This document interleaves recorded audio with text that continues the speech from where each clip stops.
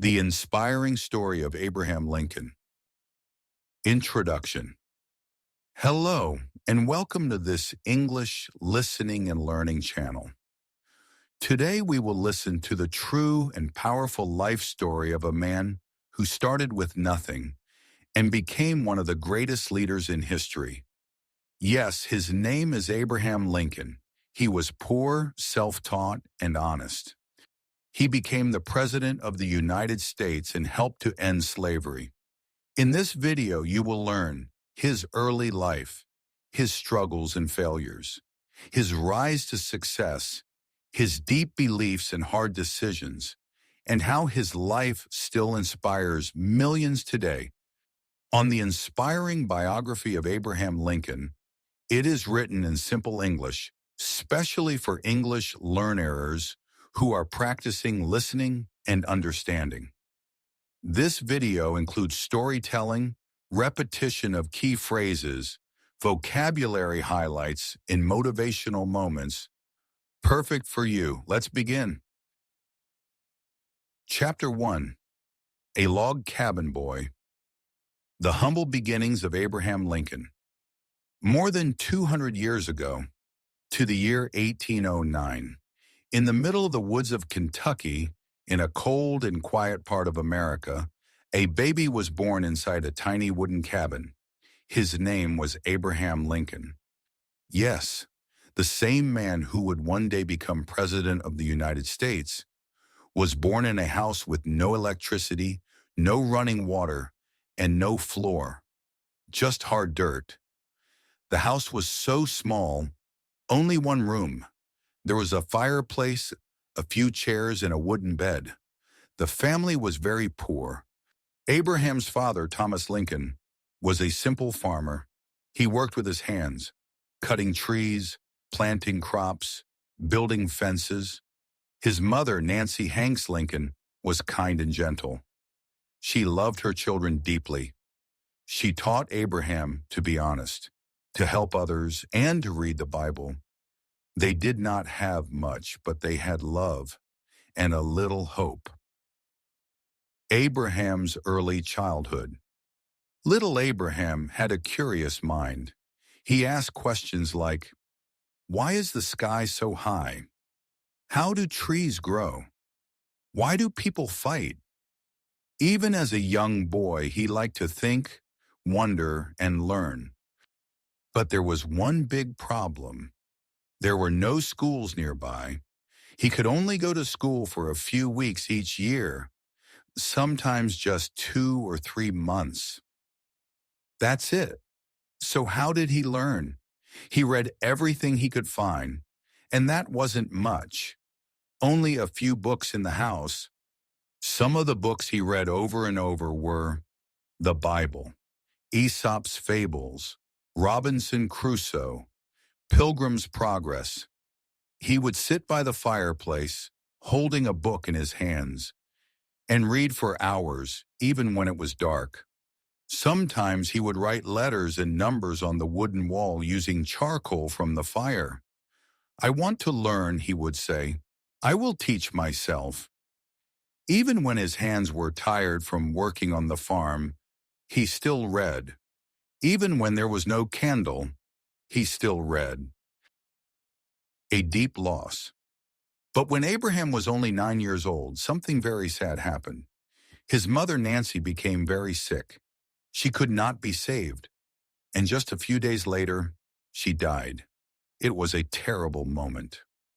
Abraham cried. He was confused and felt empty inside. He later said, all that I am or hope to be, I owe to my angel mother. After her death, life became even harder. Abraham's father remarried. His stepmother, Sarah Bush Lincoln, was kind too. She gave him books, encouraged him to read, and treated him like her own child. Abraham said, she made me feel like someone who mattered. The boy with big dreams. As Abraham grew up, people noticed something different about him. He was tall and skinny, quiet but smart, strong but gentle, and always asking questions. He didn't talk much, but when he did, people listened. He dreamed of a better life, not just for himself, but for everyone. But in those early years, life was hard. There was no money, no help, no big dreams, just a little wooden house, a hard-working family, and a boy who loved to learn. And that boy would one day change the world. This was the story of young Abraham Lincoln. Chapter 2, A Hard Life, a Strong Mind. Young Abe, the worker. As a teenager, Abraham was very tall and strong. By the age of 17, he was already over 6 feet tall. That's about 1.8 meters. But he was not just tall, he was hardworking. He worked from sunrise to sunset. What kind of jobs did he do? He worked as a farmland, plowing fields and cutting wood, a rail splitter, chopping logs to build fences, a store clerk, selling goods and keeping accounts, a postman, delivering letters on horseback, a flatboatman, sailing goods down the Mississippi River. He even worked as a soldier in the Black Hawk War. He did any job he could find, and he did it with honesty and humility. People began to say, "You can trust Abe. He keeps his word."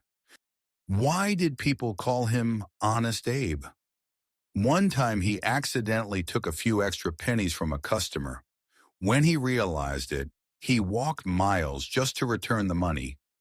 Another time, he gave the exact change back to a poor woman who overpaid. These small actions meant a lot. People respected him. They called him Honest Abe, a name that would stay with him forever. He believed, you may lose money, you may lose strength, but if you lose your honesty, you lose everything. A self-taught man. But Lincoln didn't stop with work. At night, when others were sleeping, he was reading. He borrowed books. He read newspapers. He wrote notes. He studied grammar. He practiced writing. He learned to speak clearly and think deeply. He did not go to college. He did not have a teacher. He taught himself. Yes, Abraham Lincoln was a self-taught man. He once said, "My best friend is a book. It never leaves me."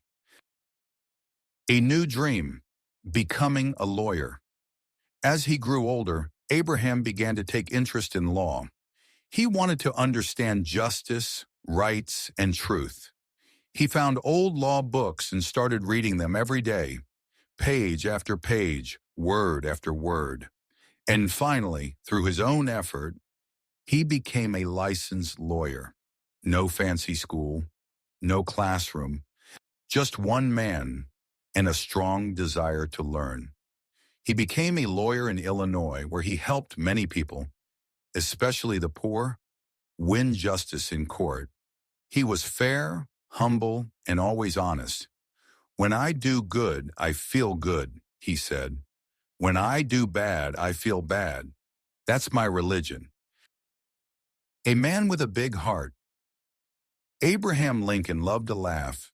He told funny stories and made jokes. But he also had a deep heart. He hated injustice. He wanted to help people who were treated unfairly.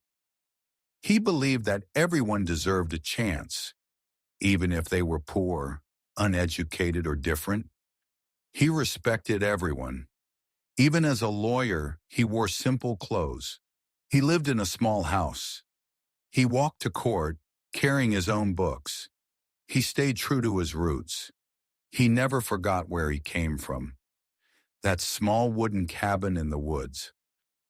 Chapter ending. Final thoughts. This was Abraham Lincoln before fame, before the White House, before history books. He was just a simple man with a strong mind and a kind heart. No money, no college, but a dream and the will to never stop learning. His life shows us that greatness is not given, it is earned with hard work and a true heart. Chapter 3. Failures and more failures, but never giving up.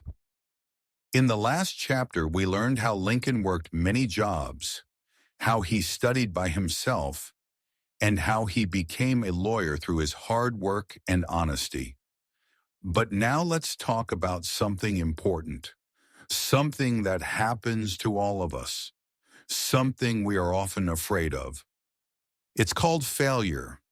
This chapter is called Failures and More Failures, but Never Giving Up.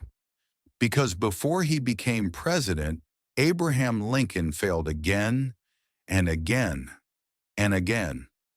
But he kept going. Let's hear how. Early political dreams. In his late 20s, Abraham Lincoln started to dream about helping people in a bigger way. He thought, maybe I can make better laws. Maybe I can go into politics. So he ran for election in his town. He wanted to become a member of the state legislature in Illinois.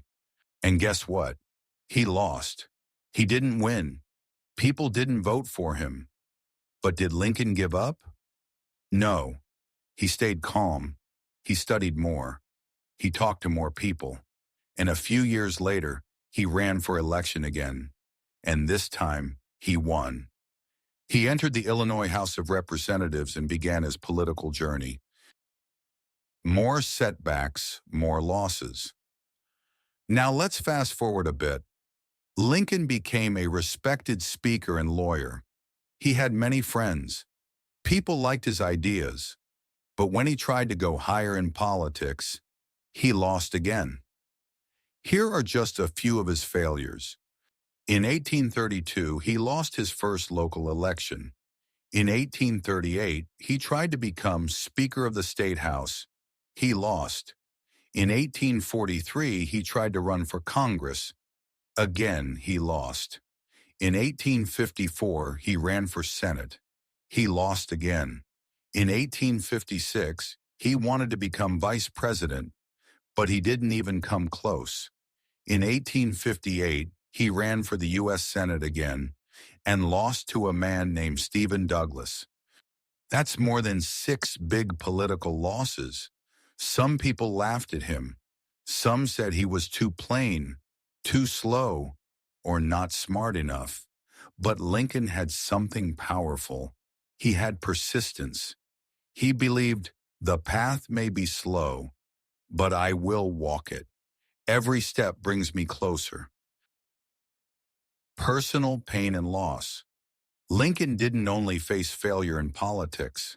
He also faced deep pain in his personal life. In his youth, he fell in love with a woman named Anne Rutledge. They planned to marry, but sadly, Anne became sick, and soon, she died.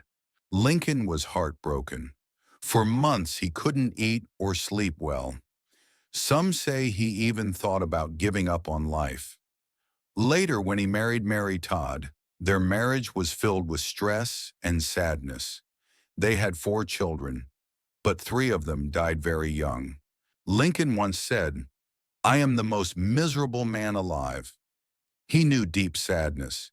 He carried many emotional scars. But still, he kept moving forward. Strength from the struggles. Abraham Lincoln's failures didn't break him. They shaped him. Every loss, every heartbreak, every mistake taught him something important. He learned how to listen, how to stay calm, how to speak with kindness, and how to stand strong during storms.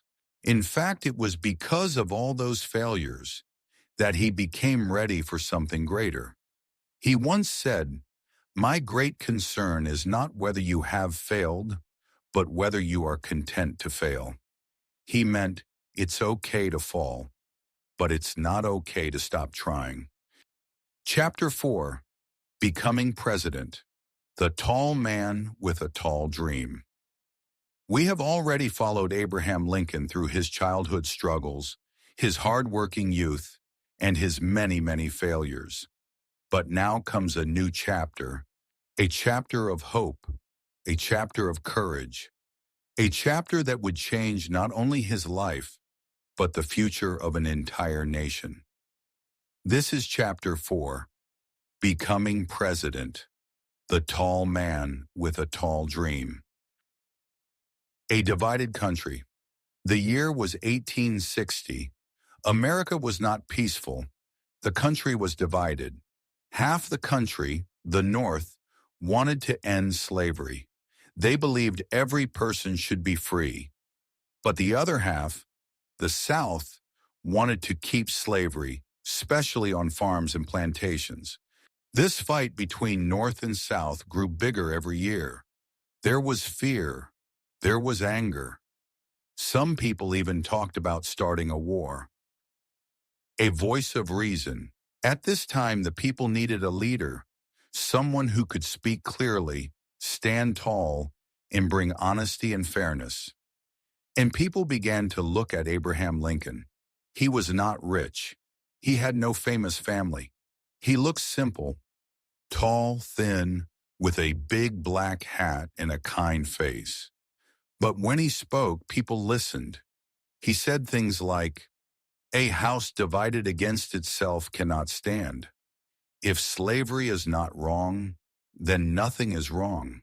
He believed no man should own another man. Freedom was a right, not a gift. America must stay united. Many people agreed with him, and slowly his name became famous across the country. The election of 1860. In the year 1860, Abraham Lincoln ran for President of the United States. Some people laughed. Others said he was too honest, too plain, too simple. But the people, especially the working people, the poor, the dreamers, believed in him. They said he understands us. He is one of us. And in November 1860, something amazing happened. Abraham Lincoln won the election. He became the 16th President of the United States. The poor boy from a log cabin was now sitting in the White House. It was a moment of history, but Lincoln did not smile too long because trouble was coming. The storm begins. Just weeks after he was elected, things became worse. The southern states did not accept him. One by one, 7 southern states left the United States.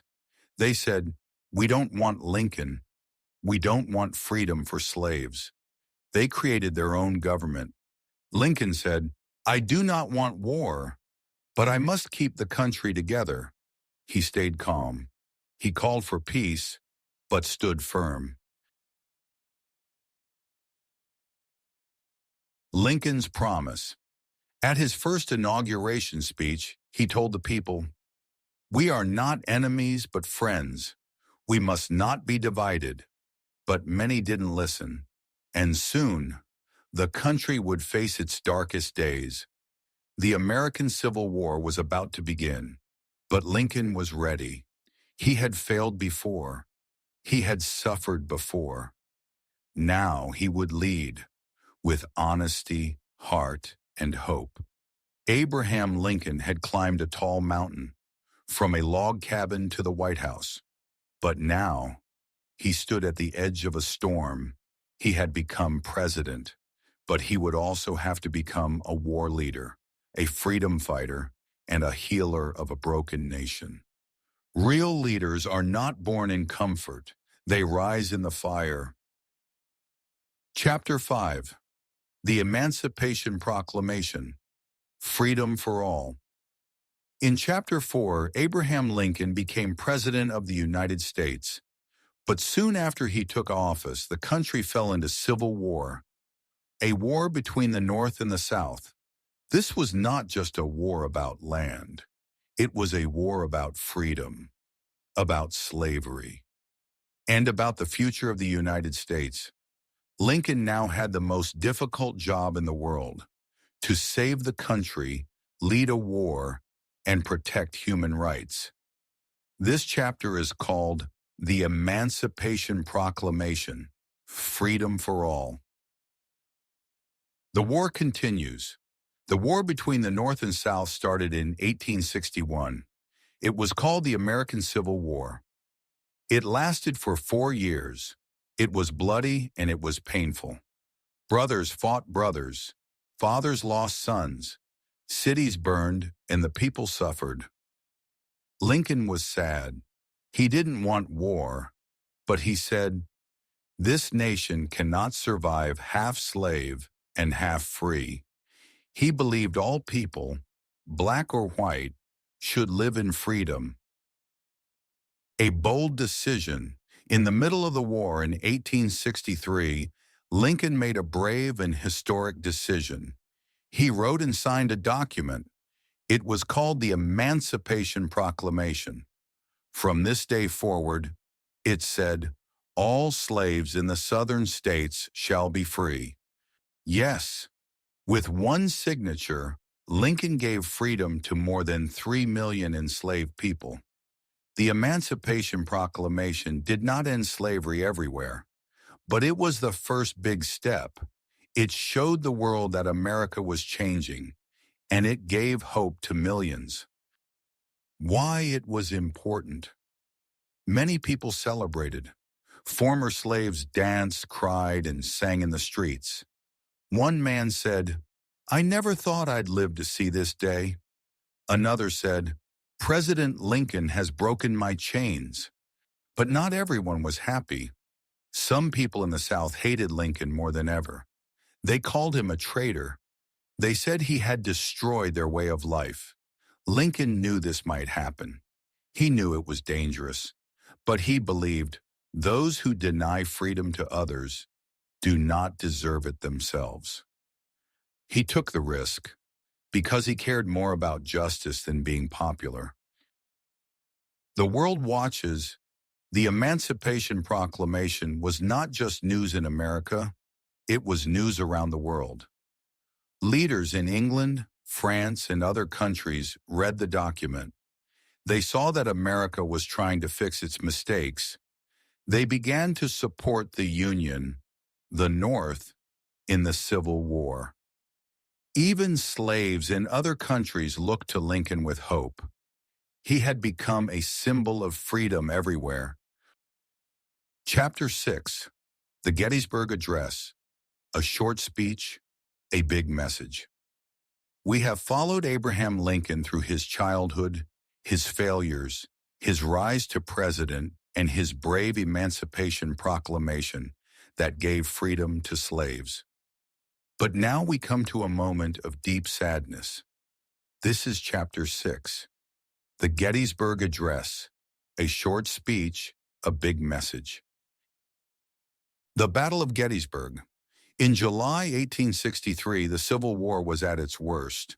The Union Army from the north and the Confederate Army from the south met in a small town called Gettysburg in Pennsylvania.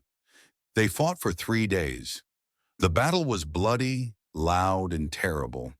More than 50,000 men were killed, wounded, or went missing. 50,000 lives in just 3 days. After the battle, the ground was covered with bodies. Mothers wept. Families were broken. The air was full of sorrow. It was the deadliest battle of the Civil War. The U.S. government decided to turn part of that land into a cemetery, a resting place for the brave men who died, and they asked President Abraham Lincoln to speak at the ceremony. Lincoln's famous speech. On November 19, 1863, Abraham Lincoln stood before a large crowd at Gettysburg. People expected a long speech. Other speakers talked for 2 hours, but Lincoln spoke for only 2 minutes. Yes, just 10 sentences. But those words changed America forever. This short speech is called the Gettysburg Address. Here are the most famous lines. 407 years ago, our fathers brought forth on this continent a new nation, conceived in liberty and dedicated to the proposition that all men are created equal. He was talking about 1776, when America became independent.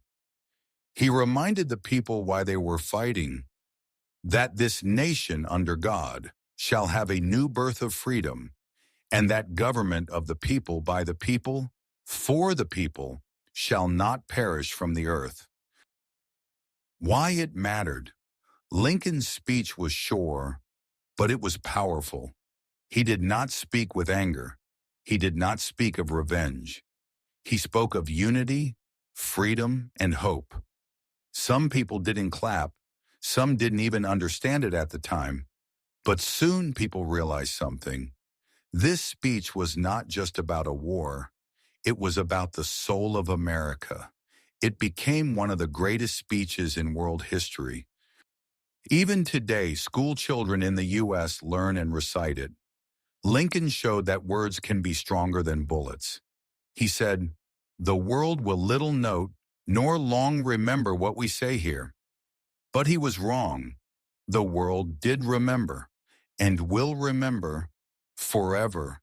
And remember, great words can build great nations.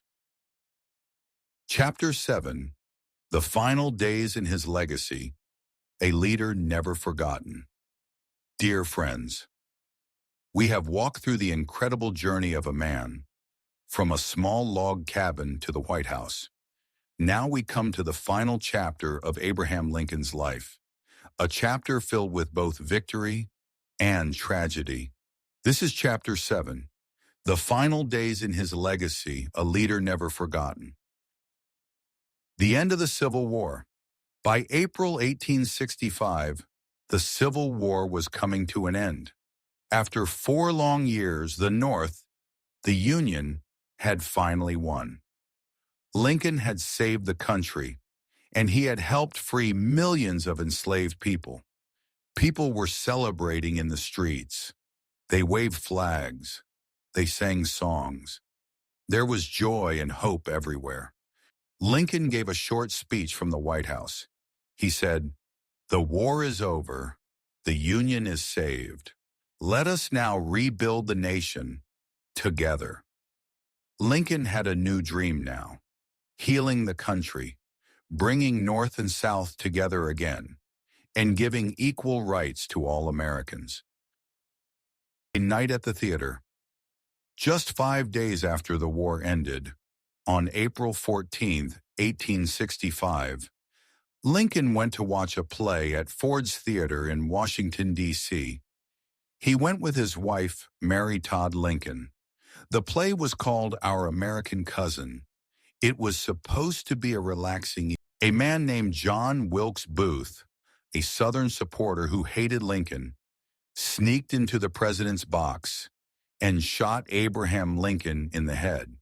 He jumped to the stage and shouted, "Thus always to tyrants!" Lincoln was carried to a nearby house. Doctors tried to save him, but at 7:22 a.m. on April 15, 1865, Abraham Lincoln died. He was 56 years old. The nation mourns. The news spread across the country like fire. People wept in the streets. Church bells rang. Black cloths were hung over homes, stores, and schools. Even in the South, where people had once hated him, many now respected him. A newspaper wrote, "Now he belongs to the ages." Lincoln's body was placed in a special train. The train traveled over 1,600 miles across many states. Millions of people stood beside the tracks to say goodbye. They cried, prayed, and whispered, "Thank you, Mr. Lincoln." His legacy. Today, Abraham Lincoln is remembered as one of the greatest leaders in world history. Why? Because he believed in honesty, fought for freedom, spoke with kindness, led with humility, and never gave up. He gave us the idea that all people are created equal. That message still lives in schools, in courts, in hearts all over the world. Lincoln's face is on the U.S. penny and the $5 bill. His statue stands tall in the Lincoln Memorial in Washington, D.C. People visit from all over the world to honor him. The final closing. Abraham Lincoln was not perfect. He failed and struggled. He lost loved ones. He made mistakes. But through it all, he stayed true to his values. And in the end, he gave his life for the freedom of others. That is why, even today, we say, he was the man who freed the slaves and united a broken nation. Dear listener, as you learn English, also learn from Lincoln. Stay honest, keep learning. Never stop trying and believe in yourself. Because as Lincoln once said, the best way to predict the future is to create it.